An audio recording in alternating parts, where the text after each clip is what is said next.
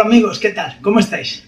Hoy vengo a presentaros algo que yo creo que es muy interesante para gente que está empezando ahora con la radio y que quiere montar una emisora y que quiere saber cómo hacerlo y quiere ver las cosas más importantes que ese montaje requiere. Que es un acoplador, que cómo hacerlo, qué cosas llevan los acopladores, cómo hay que acoplarlo, qué cables poner, cómo proteger la emisora con las masas, con las tierras, etcétera, etcétera. Yo creo que es un vídeo muy interesante para esta gente, también quizás a lo mejor para alguna otra persona que le guste, pues mejorar un poquito su estación. En fin, yo lo único que voy a dar son ideas generales, pero muy interesantes para que podáis empezar a montar vuestra emisora sin tener demasiados problemas y que luego al final pues no tengáis, cuando la vayáis a enchufar, pues mira, no me he dado cuenta de esto ni de lo otro. Bueno, pues eso es lo que yo pretendo con este pequeño vídeo mostraros. Espero que os guste, es un vídeo que no es muy largo, pero creo que tiene las ideas perfectamente claras para la gente que quiere empezar de cero, pero bien. Así que nada, adelante el vídeo y a ver qué os parece. Bien, como se había adelantado en la presentación, vamos a ver en este vídeo cómo montar una estación de radioaficionado. Sus características, yo qué sé, los métodos, el conexionado, las antenas, en fin, todo lo que es interesante conocer cuando la vamos a montar. Porque claro, hay veces que algunas cosas se nos olvidan y sobre todo si somos gente que estamos empezando. Vamos a comenzar paso a paso para que veáis las diferentes cosas que tenéis que tener en cuenta. Lo primero que vamos a entrar es en el primer punto, que es el montaje del transductor típico de 100 vatios que tenemos casi todos, la alimentación y la conexión.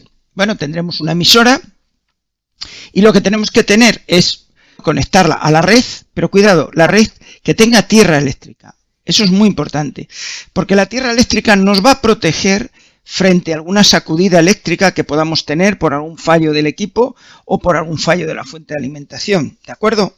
Entonces eso es muy importante. Entonces, lo primero que tenemos que tener es un filtro de red. ¿Qué hacen los filtros de red? Mirad, aquí lo vemos. Un filtro de red lo que hace es que si viene a la red con ruido, la veis aquí, que tiene ruido, yo que sé, industrial, ruido de alguna cosa, lo que sea, ¿no? Que pueda entrar por ahí. Bueno, pues lo que hace esto es limpiar la señal y salir los 50 Hz, pues bien, limpios y tal. Estos suelen tener unas frecuencias de corte de a lo mejor 200 Hz, una cosa así, y entonces lo que hace es filtrar muy bien el tema. Fijaros que tiene aquí para la fase, para el neutro y para la tierra. Estos equipos suelen ser de 20 amperios, son valores estándar. Podéis comprarlo de más amperios o de menos, pero vamos, esto no va a consumir, el equipo no va a consumir tanto. Daros cuenta que son 20 amperios en 220 voltios, no son 20 amperios en 12 voltios, ¿vale? Esto tenerlo muy en cuenta. Bien, los cables que vamos a poner para que no tengamos ningún tipo de problema de que aquí ajustemos 13,8 voltios y aquí no lleguen 13 voltios, tienen que ser cables que aguanten 20 amperios y que no haya una caída de tensión entonces en ellos muy grande. Por ejemplo, para un transceptor de 100 vatios, pues normalmente con unos 4 milímetros valdría. Y luego también tiene que tener la mínima longitud de los cables entre la fuente de alimentación y el equipo. ¿Por qué? Pues porque si no cae esa tensión, esa temida tensión que nos va a quitar tensión de aquí y en el fondo luego a lo mejor nos puede quitar potencia. Entonces lo más interesante es que si aquí hay 13,8 voltios, aquí haya pues 13,78, por ejemplo, ¿no? A máxima transmisión de potencia. O sea que ya sabéis, los cables deben tener esto, ¿no? Luego tenemos que tener una conexión a tierra eléctrica, como ya he mencionado, para proteger al operador. Imaginad que por alguna razón, pues algún cable se une del equipo a la tierra del equipo y tocáis y os da un calambrazo, yo qué sé. Cualquier cosa, por ejemplo, en la fuente de alimentación. Entonces, si tenemos una tierra, lo que va a pasar es que va a saltar el diferencial. Pero daros cuenta que esta tierra, no estoy hablando de tierra de antena, ni de refe, ni nada. Es la tierra eléctrica que nos va a proteger. Si compramos como un ejemplo, si compramos una fuente de alimentación para un equipo de estos de 100 vatios que consume unos 20 amperios, digamos, más o menos, siempre es conveniente comprar la fuente de alimentación con un 20% más para que trabaje relajada. Por ejemplo, en este caso, si estamos consumiendo 20 amperios, al menos la fuente tendrá que ser de 24 o 25. No hay mucho problema porque estas fuentes conmutadas pequeñas, porque no estoy hablando de grandes equipos, grandes estaciones, estoy hablando de la estación que se va a montar un radioaficionado que es nuevo y que no tiene esas ideas y tampoco tiene a lo mejor dinero para ponerlo. Entonces, pues esos son fuentes que llegan hasta 30 amperios. Y el filtro, pues ya os digo, tienen que ser filtros, pues de 20 amperios ya vale. Un momentito para deciros que ya tenéis disponibles mis apuntes para radioaficionados. Están ya a vuestra disposición en mi web, que veis aquí debajo, la dirección web donde podéis conseguir. No hace falta poner aquí fusibles como muchos cables traen, sino que con la propia protección de la fuente, pues valdría. Bien, vamos a seguir conectando cosas aquí a la estación. Supongamos ahora que queremos poner un amplificador lineal. ¿Qué es lo que yo creo que hay que hacer? Lo importante es este mismo filtro, como aguanta 20 amperios, ya hemos dicho que por aquí podía circular 1 amperio, puede poner la misma conexión a otra fuente de alimentación y a un amplificador lineal. Fijaros que no os estoy diciendo que lo utilicéis de la misma fuente, sino que pongáis otra fuente exterior. ¿Por qué? Pues porque normalmente el amplificador lineal, si no es un amplificador que se precie de unos 500 vatios y 100 vatios, pues va a consumir casi 30 amperios. Y si esta da 30 amperios no vamos a poder tener corriente para esta. Con lo cual es imprescindible poner dos fuentes. Y voy a decir lo mismo que decía en esta otra. Los cables que aguanten los amperios que necesite el lineal. Y con una longitud mínima también para no perder tensión. O sea, que tengamos aquí 13,8 y que le lleguen al lineal 13,8. Esto es muy importante. La conexión eléctrica de la Tierra tiene que ser exactamente la misma para tener la misma protección aquí y aquí. O sea, no vamos a proteger una y la otra no. Y por supuesto, ya digo, no usar la misma fuente. Aquí la fuente también tendría que ser un 20% más de lo que va a consumir este. Normalmente, pues, estos amplificadores pues, pueden consumir 30 amperios, con lo cual habría que coger a lo mejor un alimentador de, como mínimo, pues 36 amperios o 40 amperios, si vamos a transmitir potente, con mucha potencia, ¿no? Y bueno, luego hay una cosa muy interesante que yo quiero dejaros aquí plasmado, y es que normalmente estos amplificadores suelen controlarse con una portadora que sale del transmisor y esa misma portadora hace que conmute de transmisión a recepción. Hay un detector en el amplificador que hace que eso pase. Bien, yo eso no me gusta. No me gusta porque daros cuenta que esto transmite. Llegan aquí, lo detecta y mientras lo detecta el amplificador lineal, aquí está presentando una impedancia que puede ser la que sea y están apareciendo aquí aunque están protegidos estos equipos, está apareciendo aquí una ROE, pues que puede ser bastante mala para el equipo. Entonces, aunque esto también es casi instantáneo, pero existe ahí un lag de tiempo que, bueno, puede ser peligroso y no es aconsejable. Yo diría que uséis el PTT del amplificador que lo manda directamente al transmisor. Y esto es instantáneo porque cuando da el PTT, este se pone en transmisión y automáticamente le llega la señal y no hay problema. ¿Cómo lo hago yo? Pues yo lo suelo hacer de dos maneras, fijaros. Lo suelo hacer se puede hacer algunas veces directamente con el transceptor, directamente al lineal. Porque suelen tener aquí unas corrientes de carga de a lo mejor 250 miliamperios que pueden mover aquí a lo mejor un relé o lo que sea. Pero yo no quiero eso. Yo siempre intento aislar esto de esto. ¿Y cómo lo hago? Pues hay dos tipos de control de estos, con control negativo y con control positivo. Mirad, con control negativo, pues lo que yo hago es que cojo el PTT, este que viene por aquí, lo llevo a un relé de 13,8 voltios y entonces cuando le doy a masa, este actúa y la masa la lleva directamente de la fuente, la lleva directamente al lineal. O sea que estamos evitando que circule por aquí ninguna corriente y estamos aislando este de este.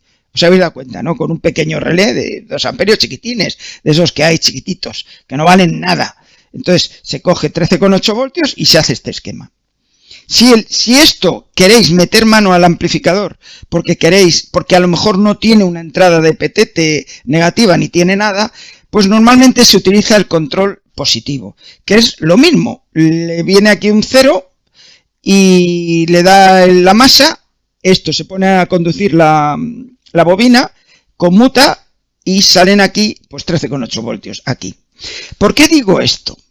Porque esto es la forma más fácil, pero cuando algunas veces no tiene ese sistema y hay que meterle mano al lineal, pues se le hace así. Mirad, este es el control positivo que os estoy diciendo. Y normalmente los amplificadores lineales suelen tener, bueno, pues esto sería la entrada detectora de señal que se rectifica y hace que funcione el PTT, ¿no? Hace que esto circule, o sea, poniendo aquí una tensión positiva, hace que esto circule y que el relé se active y que funcione directamente el amplificador. Yo modifico mis lineales y le pongo la parte positiva aquí. Le meto el PTT, que suele ser una masa, y esto lo que hace es llevarle un positivo por aquí a través de una resistencia a la base del transistor, con lo cual le hago conducir igualmente, ya sea que venga por aquí la señal o ya sea que yo directamente la envíe. Esta es una señal, o sea, si esto no lo ponéis, pues el amplificador funcionará como os he dicho antes, detectará la señal positiva, conmutará, pero siempre aquí hay un retardo, porque hay retardo de condensadores y demás, ¿no? Que van a hacer que mientras esto no conmute, el relé va a estar al aire. Y entonces, claro, la impedancia del transistor, pues va a estar la pobre sufriendo. Y de esta manera, pues no. Yo suelo hacer esto en mis amplificadores, porque pocos amplificadores tienen control de PTT, salvo que no sean amplificadores ya muy potentes de kilovatios o tal, que eso sí ya tienen control de PTT y tienen control además de muchísimas cosas, de la modulación, de mucho. Pero yo estoy hablando de una cosa normal para una persona que empieza ahora. Entonces, buscar este tipo de circuito, que lo tienen todos los amplificadores lineales, y hacéis esta modificación si queréis hacer un aislamiento entre este y este. Esto es muy interesante porque de esta manera no va a sufrir y además tampoco al darle con el PTT pues no vamos a hacer tampoco sufrir a y van a estar aislados. Esto sería el tema del amplificador. Fijaros ahora que hay que tener en cuenta otra cosa. Hay que tener en cuenta que yo os he dicho lo del PTT, pero aquí hay que tener en cuenta que la impedancia de los amplificadores sean 50 ohmios cuando estamos transmitiendo. Que esto algunas veces no se cumple. Y algunas veces estos equipos transmitimos y nos tenemos ROEs de 2 y 3, depende de la calidad del amplificador, ¿no? Los amplificadores lineales, estos por ejemplo de RM que estoy poniendo aquí, los italianos, pues suelen ser gente que lo hace bien y aquí presentas tus 50 ohmios, pero los amplificadores chinos y muchísimas cosas así pues no tienen esa protección. Esto hace que este transmisor pues no tenga una ROE de 1,5 como mucho que debería tener, que sería lo lógico. Puede ser que tengamos ROE 2, ROE 3 y tal. Entonces, ¿qué es lo que hago yo a los amplificadores para que esto se cumpla y para que yo tenga aquí una ROE buena? Bueno, tengo algún vídeo por ahí de cómo se hace en el BJ300, pero hay cosas más sencillas si lo queréis hacer. Y esto es el circuito típico de un amplificador de este estilo. Dos transistores en paralelo con unas bobinas para la salida de antena y la entrada de la señal. Faltaría el circuito que os he dicho de conmutación, pero bueno, digo solamente esto. Entonces la señal va a entrar por aquí, va a ir al transformador y tal. Que tenemos una impedancia que nos da aquí, nos aparece una impedancia muy alta. Bueno, pues podemos ponerle aquí una resistencia de unos 20 ohmios, una cosa así. ¿Que sube la impedancia? Bueno, pues entonces esta no la ponemos y ponemos esta. Que puede ser también, esta puede ser de unos 100 ohmios, 120, una cosa así. Para intentar a lo mejor bajar la impedancia. Entonces hay que jugar con estos dos tipos de resistencias para que aquí la ROE que ve el transceptor pues sea una ROE buena de 50 ohmios y no tengamos problemas. Va a aparecer aquí una ROE monstruosa, ¿no? Es en este punto. No se os ocurra jamás acoplar esto con el amplificador. No se os ocurra acoplar con el acoplador de la emisora esto. Es hay que hacer esto que digo yo. Si tenéis una ROE mayor de 1.5, 1.6, 1.8, por favor, metedle una resistencia en paralelo o en serie para que la ROE que hay aquí sea controlada. A lo mejor tenéis que poner las dos. Pero bueno, ya sabéis que la radioafición no es solamente poner los equipos uno detrás de otro y ponerse a hablar.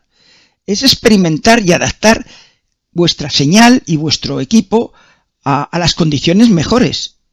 Y esto es lo que yo os estoy planteando aquí.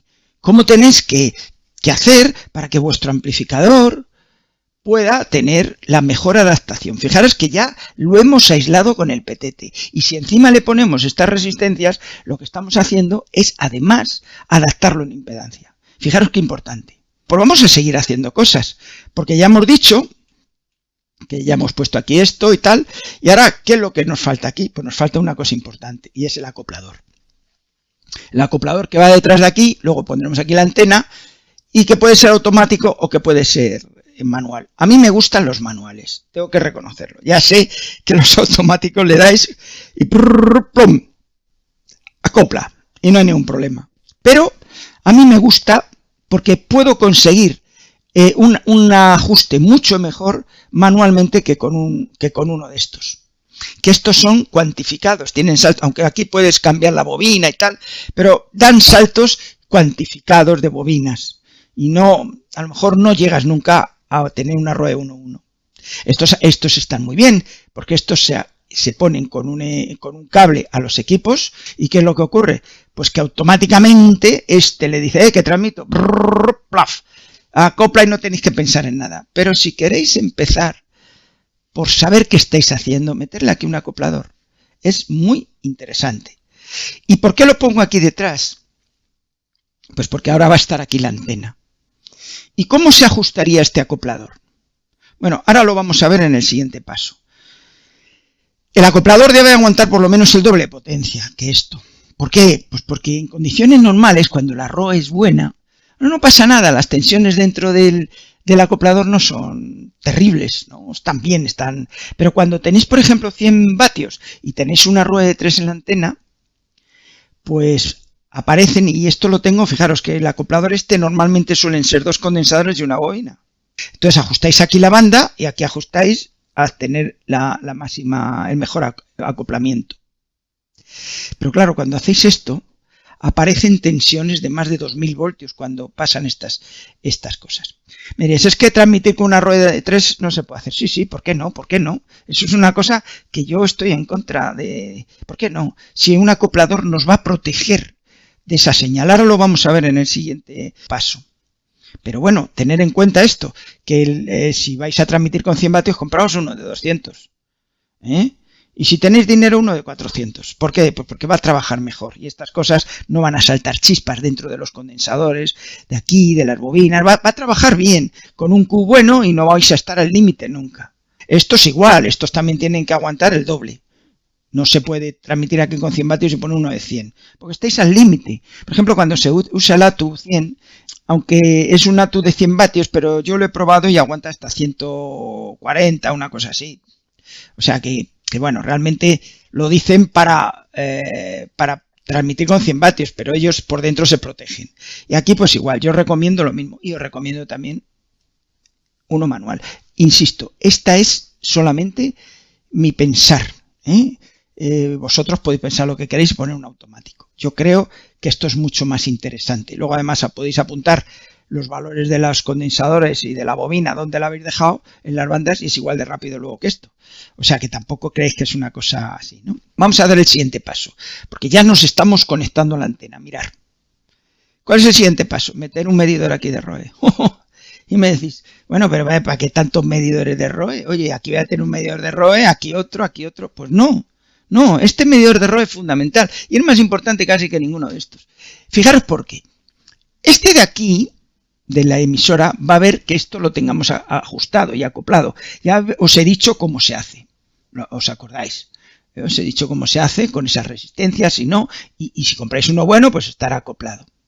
Este de aquí necesita siempre, porque son amplificadores que trabajan con 50 ohmios y con potencias muy elevadas, no tener una ROE muy elevada para que no se rompa. Entonces aquí sí que se necesita un acoplador. Y nos va a dar este medidor, nos va a dar la ROE que hay entre este y la antena. Lo que va a acoplar aquí dentro. Daros cuenta que la ROE de la antena siempre va a ser la misma. Y si hay ROE, pues será la que sea. Esto no cambia la ROE de la antena. Esto lo que hace es engañar al transmisor y al amplificador para que transmita y haya una adaptación de impedancias y pueda coger y transmitir toda la potencia a la antena. Haya la máxima energía. O sea, aquí lo que hace es meter una impedancia conjugada, para los que sabéis, de la impedancia que esto se vea, que ve aquí, ¿no? Pero ¿y este de aquí? Bueno, pues este de aquí, fijaros lo importante que es. Este de aquí lo que está haciendo es controlar el ROE real de la antena.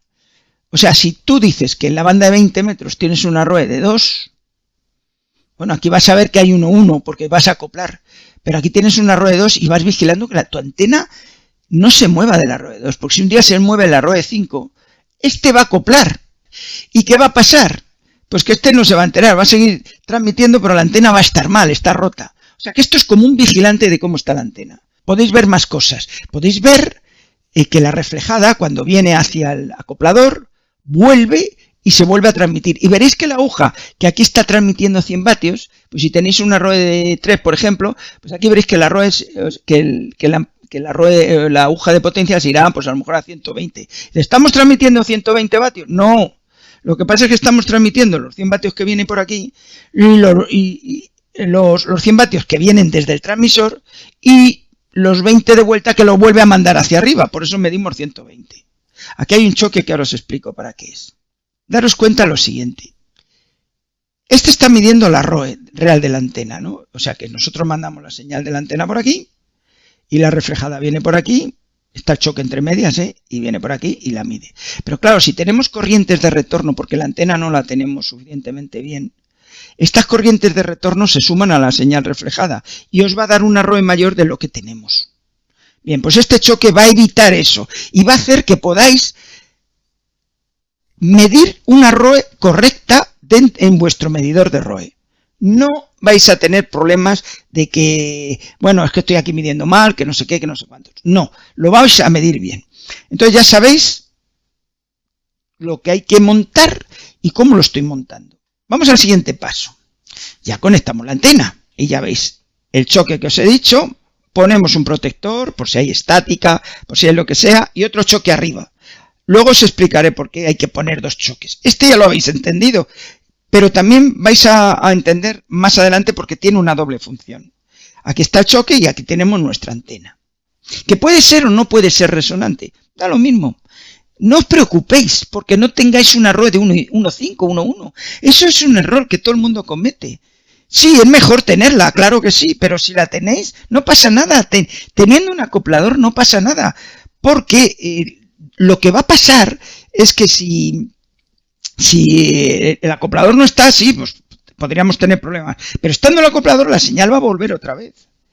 Y lo importante de la antena no es precisamente la ROE. Eso es importante para el equipo este transmisor. Lo importante es que la antena tenga una resistencia de radiación suficientemente grande. O sea, suficientemente optimizada. No voy a decir grande ni pequeña, porque en algunos casos puede ser de una manera o de otra. Y eso es muy importante. Y depende solo de la longitud del cable dipolo. La ROE es otra cosa, la ROE depende de más cosas, de que esto sea para arriba, para abajo, que esté un poquito más para allá, más para acá, que el balón no sea un balón de 1,1, que no sé qué, que no sé cuántos. Tener el acoplador arriba o tener el acoplador abajo es lo mismo. Lo mismo. Sí, bueno, me podéis decir, no, es que si lo ponemos arriba, aquí no va a haber ROE. Bueno, ¿y qué? Se queda igual. La vas a tener aquí. Da lo mismo, que lo pongáis aquí o aquí. Hombre, aquí os vais a evitar que la ROE vuelva y suba y os vais a evitar las pérdidas del cable. Para la ROE. Porque para la directa no os evitáis nada. Solo para la ROE. Y bueno, pues bien, podéis hacer que aquí la ROE vuelva antes y no pierda tanto en bajar y subir. Pero nada más. Os puedo poner un ejemplo. Ahora no, porque si no el vídeo se va a hacer demasiado largo. Os puedo poner un ejemplo poniéndonos aquí uno y poniéndonos aquí otro el acoplador y veréis que es lo mismo. Prácticamente lo mismo, ¿vale? No voy a decir lo mismo exactamente, pero prácticamente lo mismo. Entonces, este choque es necesario para que las corrientes de...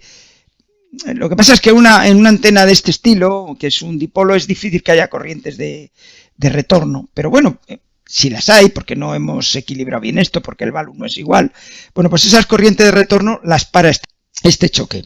Y luego, como esto también radia y puede cogerlo el cable, pues aquí el otro choque pues está evitando precisamente eso, que lo que radia el propio cable no lo coja.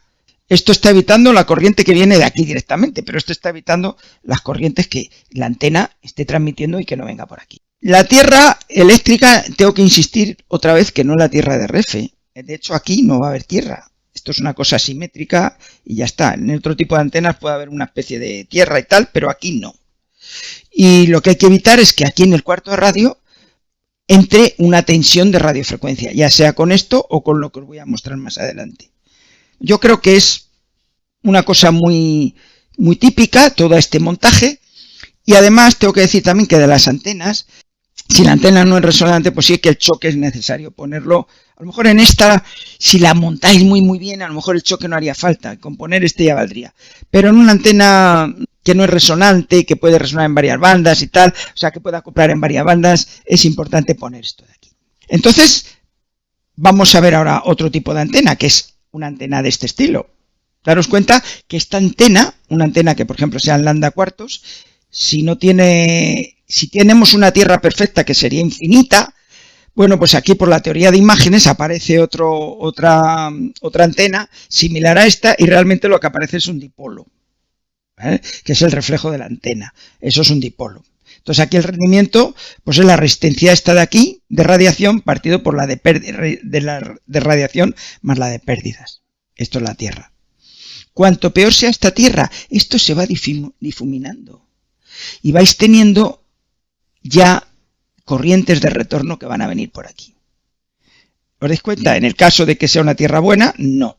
Pero en el caso de que esto no sea bueno, porque sea un metal pequeño, porque yo qué sé, porque no tenéis radiales, pues ¿qué es lo que va a pasar? Que el retorno va a volver. Y eso es muy negativo, muy negativo. Primero porque estáis perdiendo una radiofrecuencia que podía salir por otro lado y no sé.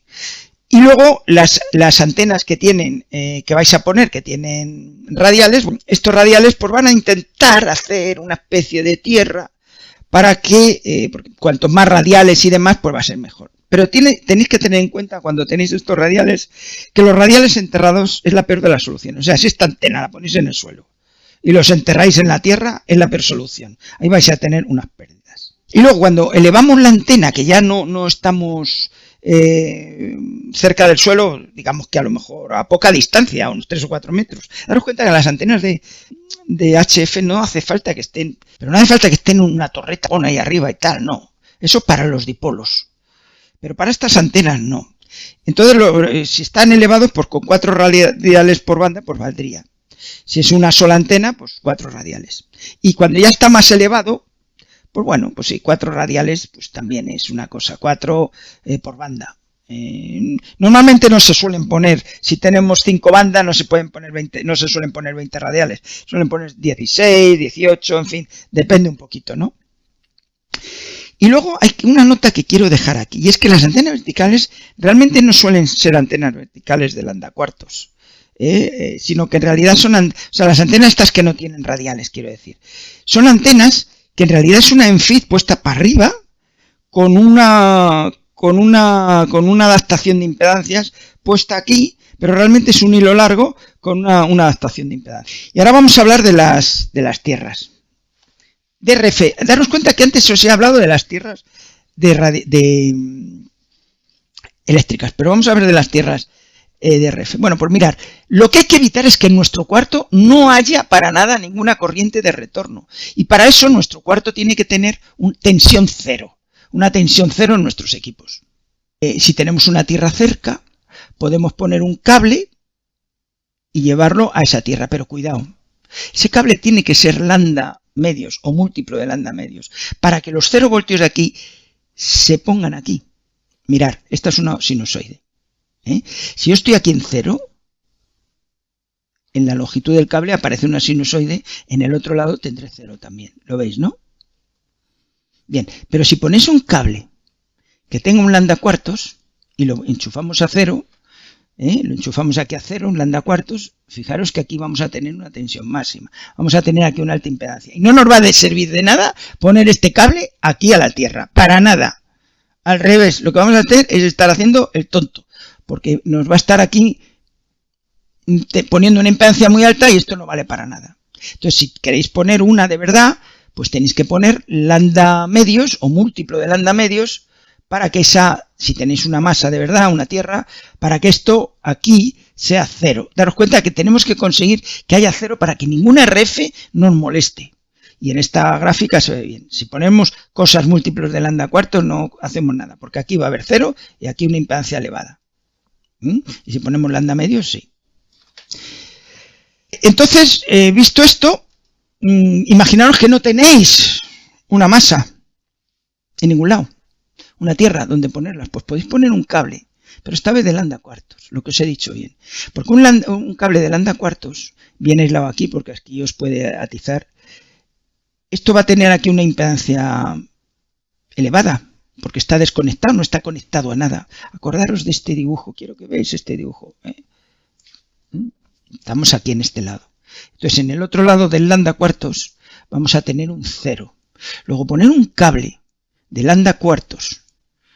Si no tenemos una tierra, enchufado a nuestra tierra de aquí, nos va a venir muy bien para la RF, porque va a poner aquí un cero a nuestra frecuencia. Daros cuenta que estoy hablando de frecuencias y no estoy hablando de tensiones, corriente alterna ni nada de eso. Estoy hablando de tensiones de radiofrecuencia. Entonces estas tensiones de radiofrecuencia, si aquí hay una impedancia alta porque no está conectada a nada, aquí se repite un cero y ponemos a esa frecuencia un cero en este punto. Es como si fuera una antena.